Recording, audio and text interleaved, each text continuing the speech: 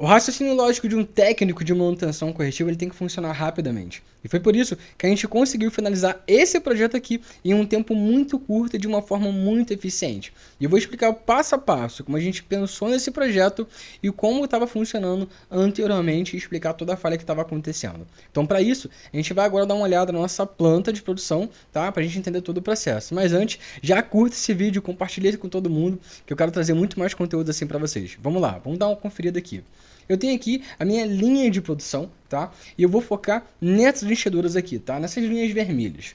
Então eu tenho aqui Gerosa 1, Gerosa 2, Comac 1 na ponta, que é a mais antiga das Comacs, e Comac 2. 4 máquinas. Aqui do meio, que é a KEG, a mais antiga, ela não está em funcionamento no momento. Ela vai ser retirada e vai entrar uma outra Comac ali. Então ela não está em funcionamento no momento. Mas vamos lá. Então aqui eu tenho 4 enchedoras, sendo que dessas 4 eu só tenho 7 bicos de enchimento, tá? Porque a Comac 2 só tem um único bico de enchimento. Então eu tenho 4 máquinas, 7 bicos de enchimento. Lembra bem disso, beleza? Vamos lá. E aqui na ponta direita eu tenho meu tanque de produto acabado, tá? Então esse carinha aqui eu tenho uma tubulação, tá? Que ela vai vir aqui para frente aqui e ela faz umas comunicações, tá? Só pra gente ter uma ideia aqui, vamos botar que esse cara que fosse uma tubulação, tá? E ele faz uma comunicação com todas as máquinas aqui, tá? Uma única tubulação e ela vai derivando ali as tubulações para cada máquina. Então, como é que funciona? Para esse tanque de produto acabado, eu tenho um único inversor, tá? Uma bomba que faz ali um envio, tá? De cerveja para as máquinas, trabalhando ali, modulando com um transmissor de pressão, e eu tenho que ter 4 bar de pressão na tubulação, sempre, eu tenho que ter 4 bar no bico, tá? Para ele entrar ali numa pressão adequada para encher os barris, tá? Esse é o ponto de processo. Mas vamos lá, o que estava acontecendo? Alguns barris estavam saindo com uma pressão muito alta, e com isso estava espumando alguns barris. Foi feito um estudo e a gente verificou que o problema seria o quê? Nos momentos, tá, de linha parada, por conta de quebra, aquela bomba ficava constantemente em trabalho, nunca parou, tá? Ela inicia e só para no final de produção.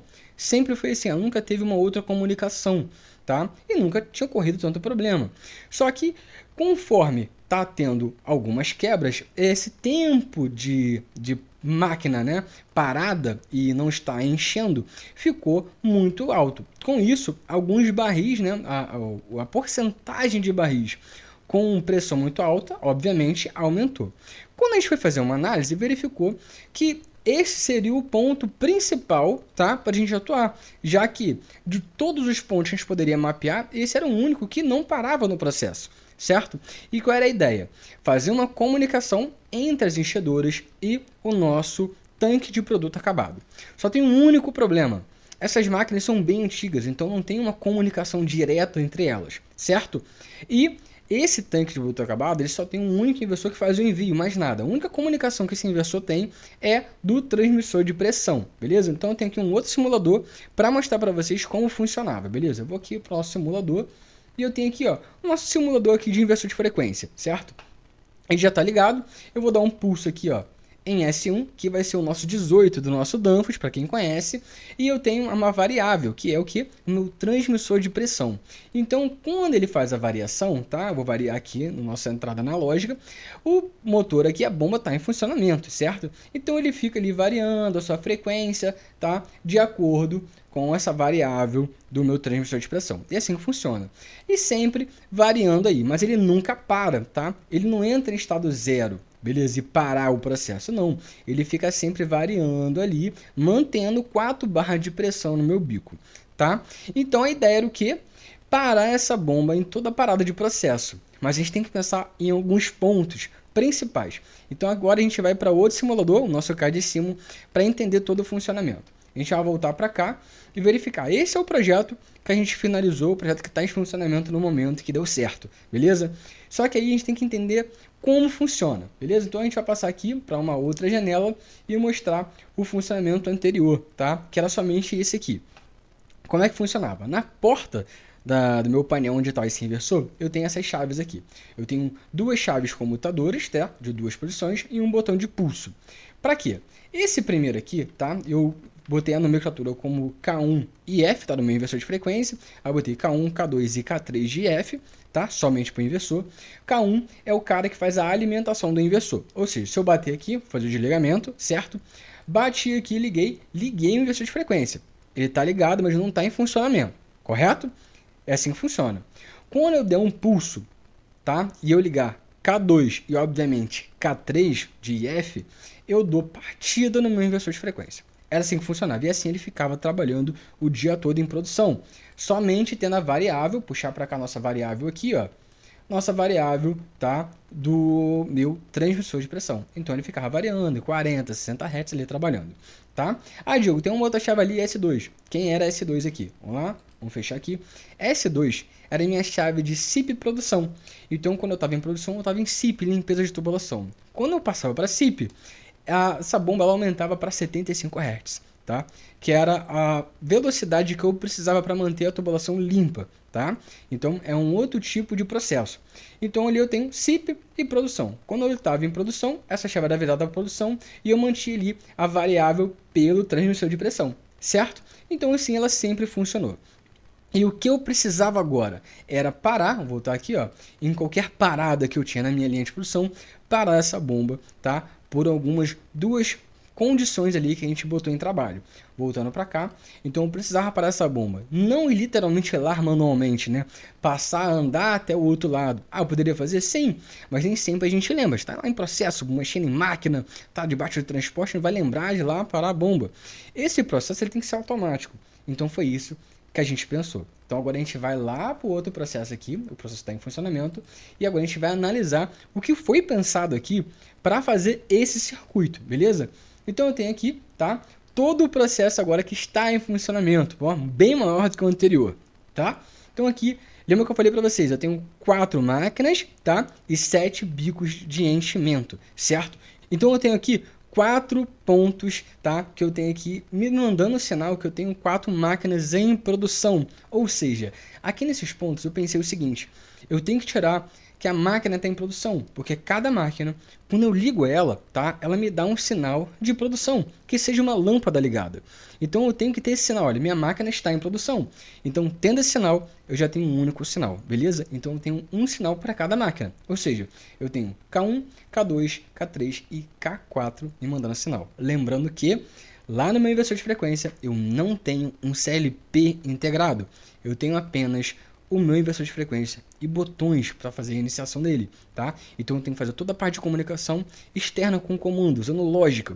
Então vamos pensar aqui como foi literalmente pensado esse processo, beleza?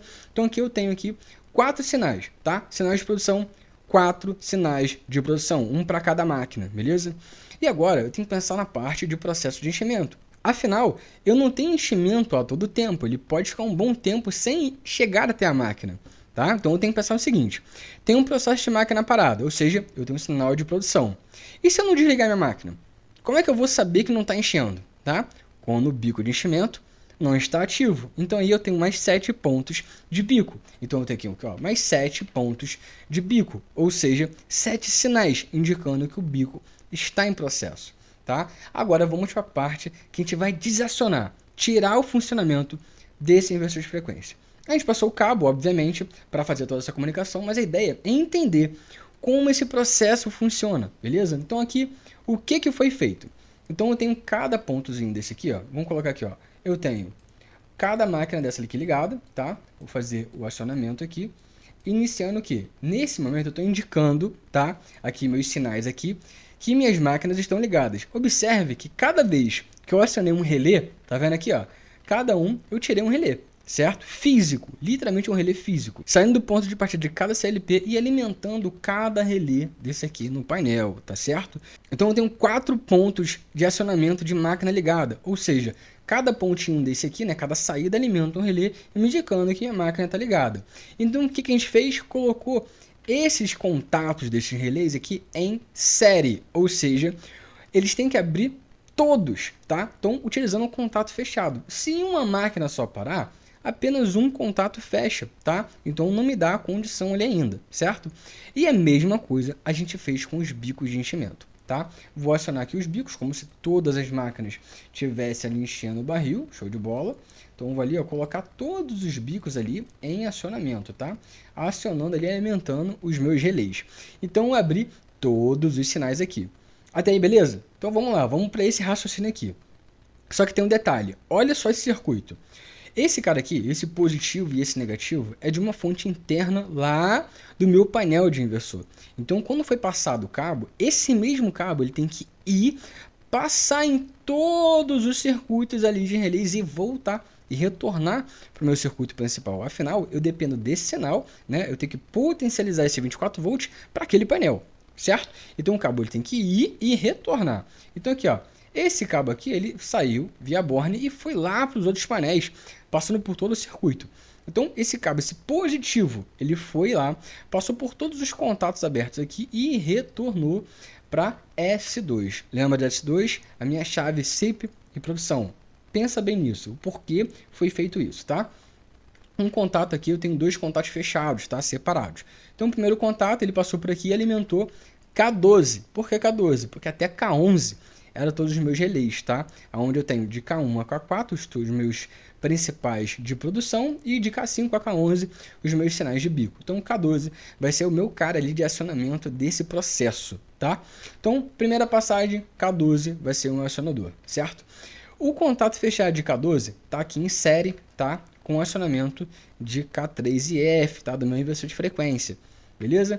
E em paralelo aqui, eu tenho um temporizador. Nesse circuito aqui, para simular para vocês, eu coloquei ele com 10 segundos somente.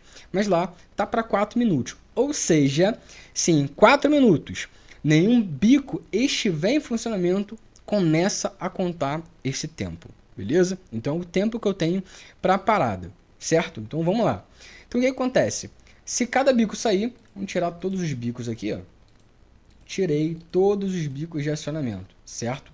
Não está nenhum deles acionado, estão todos me dando condição. Só que aqui minha chave está aberta, tá? Meu S2 é minha chave de SIP produção. Por quê? Ela está para SIP. Agora, eu vou colocar ela para produção, mas a gente tem que iniciar agora o nosso processo. Vou fechar aqui S0, liguei o meu inversor de frequência, certo? Vou dar o start aqui. Deu start, ela está em SIP ainda. Por quê? S2 está fechado. Agora eu vou passar para a produção, beleza?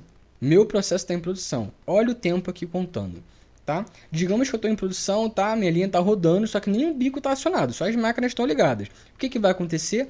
Assim que terminar esse tempo, o meu inversor deve parar, porque não tem nada em funcionamento. Contou o tempo, ele vai acionar aqui, vai abrir o meu circuito do meu temporizador e o meu motor aqui ele vai parar por conta do inversor de frequência, né? Ele vai aqui, tem uma rampa de desaceleração, ele vai desacelerando e vai parar todo o processo. Pronto, nesse momento a minha bomba está desligada, não tem nada acionando. Mas minhas máquinas estão ligadas, certo? Até o momento eu estou com todas as máquinas ligadas, só não tem um barril lá no acoplamento de enchimento. A partir do momento que entrar um único, o meu temporizador ele vai cair, né? Porque ele está em série, em funcionamento, e vai retornar o acionamento da minha bomba, beleza? É todo esse processo, é somente isso, é lógica de contato. Ah, Diego, e para que serve aí, no caso, a de produção? Por quê? Em produção, esse caso aí, lembrem, né, que o correto é ter os dois. É o operador lembrar de desligar as máquinas e esquecer de desligar as máquinas, certo? O processo ele trabalha em automático. O operador lembrou. Tá lá o processo, tem que parar todas as máquinas, vai bater emergência em todas as máquinas, vai desligar todas as máquinas. A partir do momento que ele desligar todas as máquinas, eu vou ter um contato direto para esse relé, o K12. K12 vai abrir o contato aqui e tirar automaticamente o meu processo aqui de K3 e F, desligando o meu inversor de frequência. Quando eu ligar uma única máquina, eu liguei essa única máquina, ele automaticamente liga novamente, tá? O meu inversor, e assim ele vai funcionando, tá? Além da nossa modulação, aqui, ó, ele vai modular, vou trazer para cá aqui, ó, além da nossa modulação por conta do transmissor de pressão que ele tem que ter para ter sempre uma pressão ali adequada no meu bico de enchimento, eu tenho também o meu desligamento automático. Futuramente a gente vai colocar um CLP para fazer toda essa modulação mediante a cada máquina. Você tem tal máquina trabalhar com tal velocidade, né? Começar a modificar e melhorar esse circuito, mas inicialmente era esse o processo que a gente precisava, fazer o desligamento de acordo com o funcionamento das máquinas que lá estão, tá? Tanto a máquina em funcionamento, já em operação, quanto ali o bico de enchimento. Afinal, você não tem nada no bico acoplado no cabeçalho de enchimento, não tem porquê essa minha bomba tá constantemente ligada, porque ela vai causar uma pressão muito grande no bico, além do que ela necessita, e vai espumar o meu barril no final da produção, tá? Então isso é o que a gente não quer que aconteça. Com isso, eu consigo parar ali o processo, ele vai desligar e vai mantendo ali tranquilamente a modulação padrão, tá?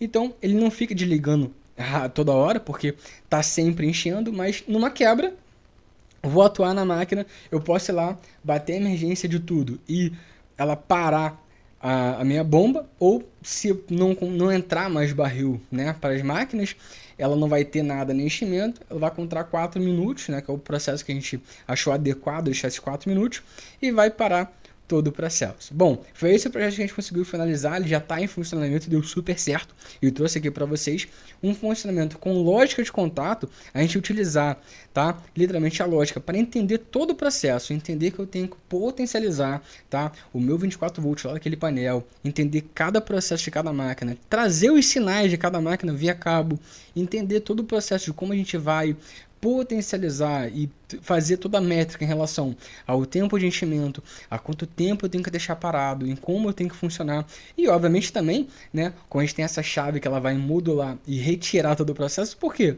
E quando eu for para SIP, o cara vai lá, abrir o circuito, independente se está funcionando ou não, só tirar esse bico aqui, pronto, eu não tenho nenhum bico acionado, não tenho máquina ligada e mesmo assim o processo continua, porque a minha chave de S2 virou para SIP, agora eu estou em processo de limpeza de tubulação, eu não tenho que trabalhar com essa modulação, ele agora vai trabalhar para limpeza, vai trabalhar com a vazão que ele precisa de 75 Hz e vai trabalhar normalmente. Bom, essa foi a aula de hoje, espero que você tenha gostado, já curta esse vídeo, compartilha com todo mundo, que eu quero trazer muito mais conteúdo assim para vocês. Essa foi a aula de hoje, a gente se vê na próxima.